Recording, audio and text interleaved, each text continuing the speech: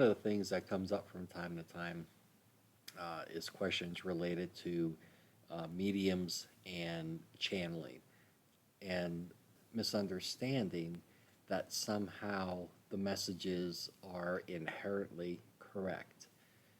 And and you, the issue there, of course, is thinking, well, they're coming from the other side, so how could they not? So one of the experiences I had, there was a man who very clearly channeled spirits, and we'd actually even go into a room with a red light, and that would be the only light on, and you could actually see the impression of the other beings on his face, and and as much as that might have been able to be maybe imagined, I think it was, something that was actually happening. At least it seemed that, it seemed to be.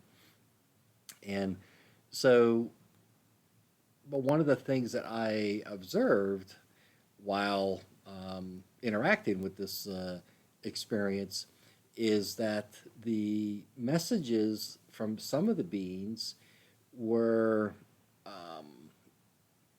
let's say, unhappy, or they had demands, or they still had issues, and it became very clear that when we cross over whatever dimension it is, maybe there's other. It could have been that he was only tapping into the fourth dimension and not getting back, but it doesn't matter. Whenever somebody crosses over, it does not mean that they are now benevolent and all knowing. Has Take that off the table. Just take it off the table. That does not have anything to do with anything. All it means is that they aren't here. That's all it means. That's all the meaning you give it. They are not here. And so if you take that this individual is in a place where, yes, hopefully they would have a broader perspective. Hopefully they would see things beyond what we could see and help make some connections for us that we're maybe struggling with.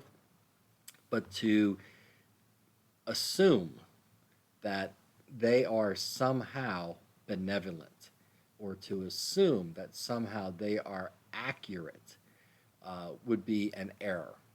And you want to step back from that. And so, what you do, it isn't like you're going to say or believe that somebody is lying to you, but there's still agenda, there is still ego. Um, it's not being here is not the same as being totally enlightened and in contact with source. There's layers and levels, and a growth that's going to happen to us all in time. But when we immediately leave, that is not where we end up. And the same with even beings that have been there for a long time.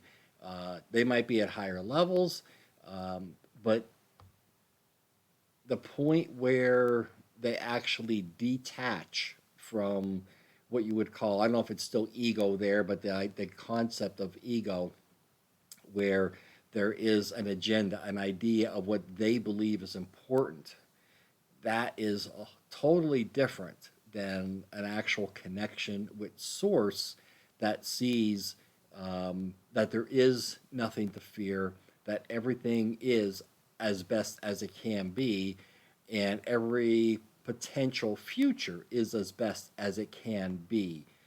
So, so backing down. So you have a channeling where somebody, not, let's say they have a prediction. I've actually heard of this one a couple of years ago, that the money markets across the world were going to crash, and there was going to be total chaos and blah blah blah. And I actually know of people that pulled their money out of the stock market, out of their investments, whatever it is, because they were so sure that this was going to happen, because it came from what they believed were credible people. And of course, nothing happened. These individuals lost tens of thousands, millions of dollars, whatever it was, because they were responding to a channeling that would only be, in my opinion, based upon fear. Okay, so any warning is based upon fear. Anything you need to do is based upon fear. Anything that should be done is based upon fear. Anything that should be this way, or we're working towards, we're going to put, build holy cities on the planet. We're going to uh, bring this energy down to this certain spot for this certain reason. There are no have tos. There are no shoulds. Any have to or should is based upon fear at some level. Doesn't mean it's an extreme fear, but somewhere in the ego, as we determine what's what, these ideas of what's important are embedded in there. And this does not leave when we leave this reality. They're there still to some degree, even if at a smaller level. And so when beings are channeling through somebody and their message is anything other than a message of love and guidance and inspiration, if it's anything other than that, then it's coming from the agenda side of that being, of what they believe is important. And it doesn't mean it's not important, but it's what they believe is important. And the pivotal thing there is that just because I believe something's important doesn't mean it's going to resonate with something that you should do. And there's where the confusion starts. There's where religions start by thinking that this is how it has to be and somehow it should apply to everybody. And that's not the case. So one of my best little quotes for myself is that 8 billion people, 8 billion paths. There's no one path. We're all individuated, and there's many things that we might resonate with on a common level. You know, maybe 10% people resonate with this, another 10% resonate with that, 20% resonate with this, but doesn't mean you have to resonate with everything. And so when you pull yourself into, let's say, a specific bubble because you resonate, but then you close off all the other things that you could have also resonated with, but somehow this bubble says you could only resonate with this thing, and that's not the case. But I'm getting off the subject now. So uh, the but the thing with channelings, so that phrase, take it with a grain of salt. So what would be best to do is have your base idea. And so my base idea, my base concept, or my base philosophy is a line that I say God is a God of love, and he does not teach through fear or use fear in any way, period. So anything that disagrees with that, okay, I know, not even assume, I know that does not come from the energy of source, God, creator, whatever you want to call it. Anything that has fear, anything that has timelines, um, our source creator exists outside of time. So he is not concerned with time in any way. It doesn't matter to him whether it takes you 10 minutes or 10 lifetimes to learn something, because it doesn't matter. If you are more open to receive healing and learn, then that energy is there to be more helpful to you, so you could do it in a quicker time, because source knows that you will be happy you're doing that. But it's still your choice on how long you want to take. It's never something where there's a have to. There's never a have to. There's never a should. There's never anything along the line where any time the timeline comes in. It just doesn't, it's just not there. So channelings of light and love, working with a medium same thing, where the messages come through from a loved one. Um, if that message is just one of saying hello and hi, well then, that's great and that helps people connect. But there's also the capacity for misunderstanding that because we are all connected and we don't, let's say, we don't fully grasp that on this side. We say the words, but we don't fully grasp it. But when you're outside the body, you could see these connections and you could easily see into all the people or all the beings around you to some degree. And so it's easy for any spirit, benevolent or not, okay, to channel through a medium and say, yeah, yeah, yeah, I used to have this cigarette thing I used to do. I used to have a special piece of jewelry, whatever, because it's not secret.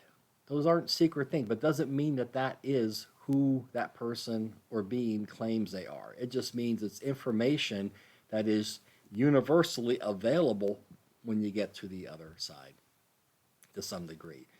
And so, and I'm not saying that any and all of the issues are there. It's going to come down to the person doing the work with you. If that person is well grounded, um, working on themselves, clearly choosing to only connect with beings of light and love, then you are less likely to end up with somebody or something on the other side pretending. And you say, why would they? Well, it's an energy grab, it's an attention grab, and who knows? Once you open that door, I used that thing from the Poltergeist movie years and years ago. Um, he keeps her close. He tells her lies, and that's the thing. You tell the truth often enough, but you put lies in there as well, and that makes it so that you assume that because you heard a truth or two, that everything is a truth, and that happens in politics, that happens in um, religions, and so you have your base. So again, you have your base, and if your base is an idea that God is a God of love, unconditional love, and that fear does not exist in his reality. He's not even aware of what fear is. He knows it's something that we've twisted in our own minds, but it's not in his reality. So have that there. God is a God of unconditional love, timeless patience. And so when a message comes through that is contrary to that in any way, just know that that part of the message is something that you just don't need to be concerned about. You don't be upset at the person. You don't even be angry. You can listen to all that is being said. And if there are things in a message that are helpful, that are definitely from a center of love, then you grab onto that. But when any part of that does not resonate with that base concept of coming from the heart of our creator or the heart of those beings working with our creator, then you could just let those things slide off. Doesn't matter. Doesn't matter. And and so in doing that, you're going to be in a much better place so that you don't feel tripped up or confused after having heard a prophecy, a channeling, or whatever you want to call it, um, that seems to make you feel that you have to do something. And again, never a have to do. There are things that are definitely helpful. There are things that are going to improve your experience while you are here, but that's always a choice as if it's something that you want to do so that your experience is a happier one, a more joyful one. And so you could say definitely for that, if you want to have a more joyful experience, um, this would be helpful. and that's a choice you make, but it's not a demand from source, creator. It's never a demand, it's a choice. And so it never would be delivered in a sense of fear, timeline. It's short. It has to happen now. Everything's coming together. This planet, that one's all this, all these things are coming together. And it doesn't mean that those things don't play a role. They do have energy impacts and stuff, but take out the shoulds. And so if there is a planetary alignment or something happening with the sun or something deep in the planet that's putting energies out, okay, you could say, fine, I will work with them, but there's no shoulds. There's no you have tos. It's no, this is a once in a lifetime thing, it's going to go away. Again, you are an eternal being. That day, that hour is so insignificant in the whole aspect of your actual life, if you want to call it that, your existence. And so it's not pivotal. And so you could choose to be a part of it or not. And then you don't judge yourself whether you were a part of it or not. But it's not pivotal. Even when referring to anything you read or so forth, you use that base philosophy that if somebody, something, a video, a teaching, a book, whatever it is extending an idea to you that is not based upon love, just let it go. And once you let it go, then it opens you to better things, higher things, because you're not going to be bogged down by that lower energy, by that fear. You're going to be freed of that. And that practice, eventually, you're not even going to think about it. You're just going to naturally not be attracted to that lower energy idea. All right. Well, this was a great little session.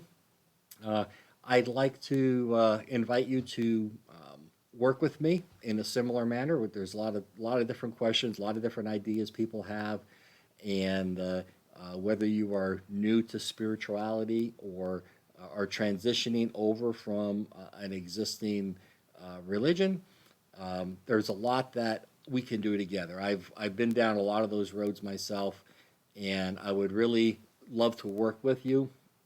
I have a free consultation that I provide called Road to Happiness that you are more than welcome to take advantage of. It'll give you 20 minutes one-on-one on Zoom. We could have a conversation, and you could get a better idea as far as if we can work together, and if that's something where you feel that you would definitely grow and look forward to continuing interactions so that we could dig in, help you find issues and problems that you're working on or need to work on, and find real solutions, for those things. I'll have the link down below. I do look forward to meeting you. Thank you very much. You have a great day. Namaste.